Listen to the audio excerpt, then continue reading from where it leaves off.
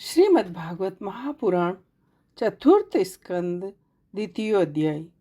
भगवान शिव और दक्ष प्रजापति का मनोमलिन्य। विदुर जी ने पूछा, ब्राह्मण, प्रजापति दक्ष तो अपनी लड़कियों से बहुत ही स्नेह रखते थे, फिर उन्होंने अपनी कन्या सती का अनादर करके शीलवानों में सबसे श्रेष्ठ श्री महादेव जी से द्वेष क्यों किया? महादेव जी भी चराचर के गुरु, वेर रहित शांत मूर्ति, आत्माराम और जगत के परम आराध्य देव है, उनसे भला कोई क्यों वेर करेगा? भगवान, उन ससुर और दामाद में इतना विदेश कैसे हो गया, जिसके कारण सती ने अपने दुस्तज्य प्राणों तक की बलि दे दी? आप मुझसे कहिए। मैत्रेय जी ने कहा, विदुर जी, पहले एक बार प्रजापतियों के यज्ञ में सब बड़े ऋषि, देवता, मुनि और अग्नि आदि अपने अपने अनुयायियों के साथ एकत्र हुए। उसी समय प्रजापति दक्ष ने भी उसी सभा में प्रवेश किया। वे अपने तेज के सूर्य के समान प्रकाशमान थे। उस विशाल सभा भवन का अंधकार दूर किए देते। उन्हें आया देख ब्रह्मा जी और महादेव जी के अतिरिक्त सभी सभासद उनके तेज से प्रभावित होकर अपने आसनों से उठकर खड़े हो गए। इस प्रकार समस्त सभासदों को भली भांति सम्मान प्राप्त कर दक्ष जगत पिता ब्रह्मा जी को प्रणाम कर उनकी आज्ञा से आसन पर बैठे, परंतु महादेव जी को पहले से ही बैठा देख तथा अपने आने के रूप में कुछ भी आदर न पाकर दक्ष उनका यह व्यवहार सहन न कर सके। उन्होंने उनकी टेढ़ी नज़र से इस प्रकार देखा मानो वे क्रोध अग्नि से जला डालेंगे। फिर कहने लगे कि देवता और अग्नि के सहित समस्त ब्रह्म ऋषिगण मेरी बात सुने। मैं ना समझी या देशवश नहीं कहता, बल्कि शिष्टाचार की बात कहता हूँ। यह निर्लज महादेव समस्त लोकपालों की पवित्र कीर्ति को धूल में मिला रहे हैं। इस घमंडी ने सत्पुरुषों के आचरण को लांछित और मटियामेट कर दिया। बंदर से नेत्र वाले इसने सत्पुरुषों के समान मेरी सावित्री सरीखी मृगनयनी पवित्र कन्या का अग्नि और ब्राह्मणों के सामने पानी ग्रहण किया, इसलिए यह एक प्रकार से मेरे पुत्र के समान हो गया। उचित तो यह था कि यह उठकर मेरा स्वागत करता, मुझे प्रणाम करता, परंतु इसने वाणी से भी मेरा सत्कार नहीं किया। जिस प्रकार मेरी इच्छा न होते हुए भी भावीवश इसको अपनी सुकन्या दे दी, इसने सत्कर्म का लोप कर दिया। यह बड़ा घमंडी है, धर्म की मर्यादा को तोड़ रहा है। यह प्रेतों के निवास स्थान भयंकर शमशान में भूत प्रेतों को साथ लिए घूमता रहता है। सारे शरीर पर चिता की अपवित्र भस्म लपेटे रहता है। गले में भूतों के पहनने योग्य नर मुंडों की माला और सारे शरीर में हड्डियों के गहने पहने रहता है। यह बस नाम भर का ही शिव है, वास्तव में तो पूरा अशिव, अमंगल रूप।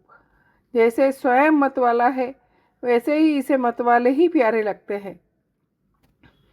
मैंने केवल ब्रह्मा जी के बहकावे में आकर ऐसे भूतों के सरदार, आचारहीन और दुष्ट स्वभाव वाले को अपनी भोली भाली बेटी बिहा दी। मैत्रेय जी कहते हैं, विदुर जी, दक्ष ने इस प्रकार महादेव जी को बहुत बुरा भला कहा, तथापि उसने इसका कोई प्रतिकार उन्होंने नहीं किया। वे निश्चल भाव से बैठे रहे। इससे दक्ष के क्रोध का पारा और भी ऊंचा चढ़ गया। वह हाथ में जल लेके उन्हें साप देने को तैयार हो गए। दक्ष ने कहा, यह महादेव देवताओं में बड़ा ही अधम है। अब से इससे इंद्र, उपेंद्र आदि देवताओं के साथ यज्ञ का भाग न मिले। उपस्थित मुख्य सभासदों ने उन्हें बहुत मना किया, परंतु किसी की नहीं सुनी। महादेव जी को साप दे ही दिया। फिर वे अत्यंत क्रोधित उस सभा से निकलकर अपने घर चले गए। जब शंकर जी के अनुयायियों में अग्रणीय नंदीश्वर को मालूम हुआ कि दक्ष ने शाप दिया है, तो क्रोध से तमतमा उठे। उन्होंने दक्ष तथा उन ब्राह्मणों को जिन्होंने दक्ष के दुर्वचनों का अनुमोदन किया, बड़ा भयंकर शाप दिया। वे बोले, जो इस मरण धर्मा शरीर में ही अभिमान करके किसी से भी द्रोह न करने वाले भगवान शंकर से द्वेष करता है, वह भेद बुद्धि वाला मूर्ख दक्ष तत्व ज्ञान से विमुख ही रहे। यह चातुर्मास यज्ञ करने वाले को अक्षय पुण्य प्राप्त होता है। आदि अथर्ववाद रूप वेद वाक्यों से मोहित विवेक भ्रष्ट होकर विषय सुख की इच्छा से कपट धर्म में ग्रस्त आश्रम में आसक्त रहकर कर्म कांड में लगा रहता है। इसकी बुद्धि देह आदि में आत्मभाव का चिंतन करने वाली है। उसके द्वारा इसने आत्म स्वरूप को भुला दिया है। अतः अत्यंत स्त्री लंपट हो, साक्षात पशु के समान ही है ये। शीघ्र ही इसका मुंह बकरे का हो जाए। यह मूर्ख कर्ममयी अविद्या को ही विद्या समझता है। इसलिए यह और जो लोग भगवान शंकर का अपमान करने वाले इस दुष्ट के पीछे चलने वाले हैं, वे सभी जन्म मरण रूप संसार चक्र में पड़े रहे। वेदवाणी रूप लता फल श्रुति रूप पुष्पों से सुशोभित है। उसके फल कर्म रूप मनमोहक गंध से इनके चित्त शुद्ध हो रहे हैं।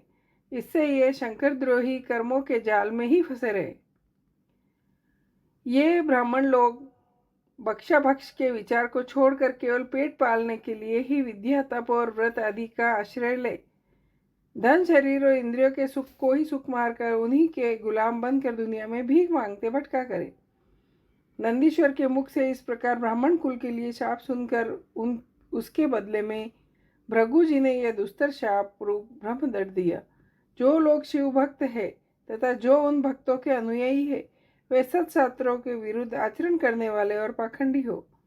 जो लोग सोचाचार विहीन मन बुद्धि तथा जटा राख और हड्डियों को धारण करने वाले हैं, वे ही शैव संप्रदाय में दीक्षित हो।